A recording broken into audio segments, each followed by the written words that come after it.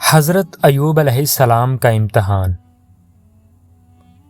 حضرت ایوب علیہ السلام حضرت اسحاق علیہ السلام کی اولاد میں سے ہیں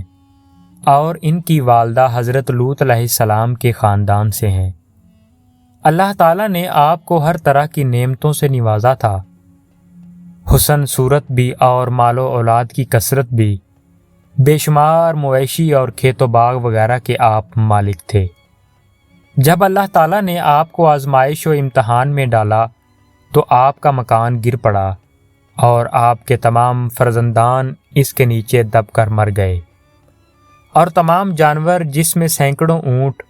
اور ہزارہا بکریاں تھیں سب مر گئے، تمام کھیتیاں اور باغات بھی برباد ہو گئے، غرض آپ کے پاس کچھ بھی باقی نہ رہا۔ آپ کو جب ان چیزوں کے ہلاک و برباد ہونے کی خبر دی جاتی تھی تو آپ حمد الہی کرتے اور شکر بجا لاتے تھے اور فرماتے تھے کہ میرا کیا تھا اور کیا ہے، جس کا تھا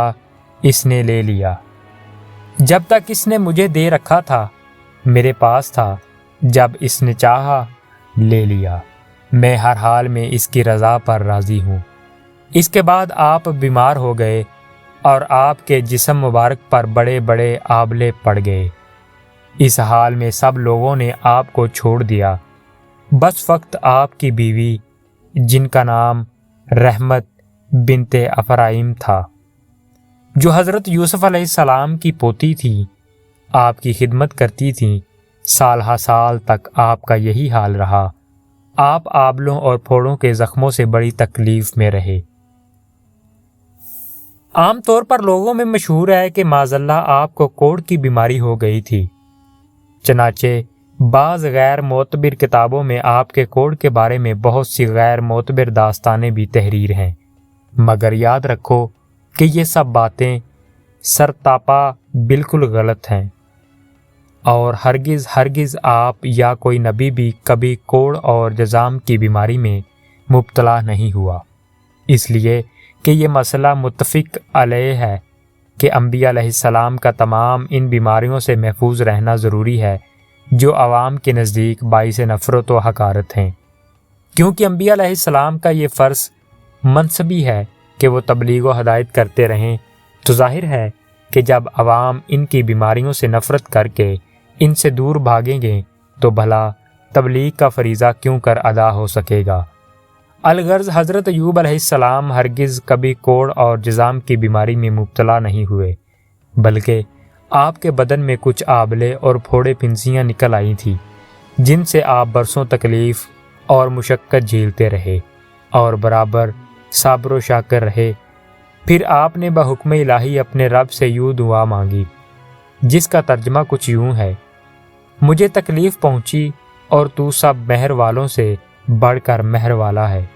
جب آپ خدا کی آزمائش میں پورے اترے اور امتحان میں کامیاب ہو گئے تو آپ کی دعا مقبول ہوئی، اور ارحم الراحمین نے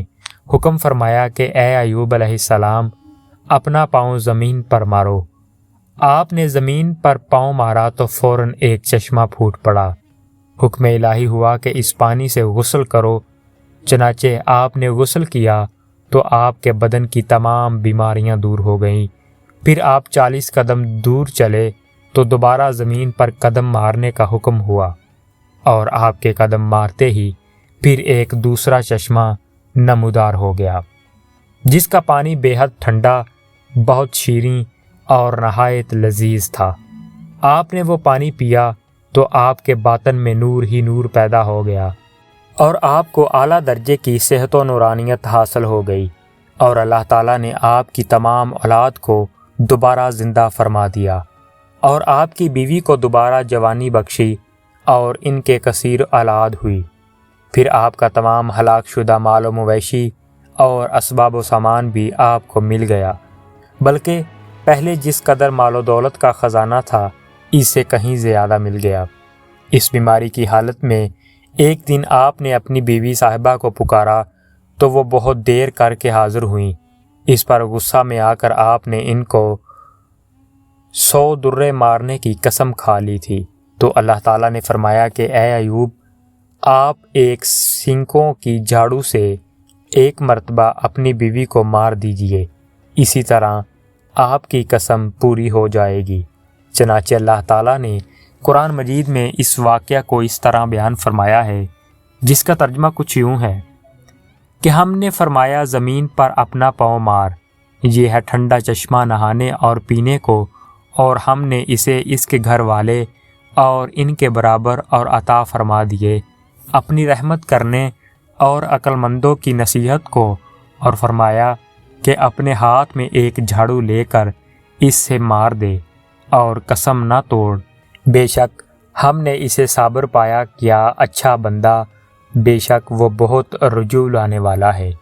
الغرض حضرت ایوب علیہ السلام اس امتحان میں پورے کامیاب ہو گئے، اور اللہ تعالیٰ نے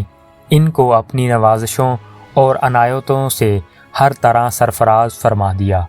اور قرآن مجید میں ان کی مدح خوانی فرما کر اواب ان کے لاجواب خطاب سے ان کے سر مبارک پر سر بلندی کا تاج رکھ دیا۔ معزز سامعین، حضرت ایوب علیہ السلام کے اس واقعہ امتحان سے یہ ہدایت ملتی ہے کہ اللہ تعالیٰ کے نیک بندوں کا بھی خدا کی طرف سے امتحان ہوا کرتا ہے، اور جب وہ امتحان میں کامیاب اور آزمائش میں پورے اترتے ہیں تو خداوند قدوس ان کے مراتب و درجات میں اتنی اعلیٰ سربلندی عطا فرما دیتا ہے کہ کوئی انسان اس کو سوچ بھی نہیں سکتا۔ اور اس واقعہ سے یہ سبق بھی ملتا ہے کہ امتحان کی آزمائش کے وقت صبر کرنا اور خداوند عالم عز و جل کی رضا پر راضی رہنا، اس کا پھل کتنا اچھا، کتنا میٹھا اور کس قدر لذیذ ہوتا ہے، واللہ تعالی علم۔ اللہ پاک آپ کو اور ہمیں نیک اعمال کرنے کی توفیق عطا فرمائے، اور اپنی مشکلوں مصیبتوں پر صبر کرنے کی توفیق عطا فرمائے۔ وما علینا الا البلاغ المبین۔ شکریہ۔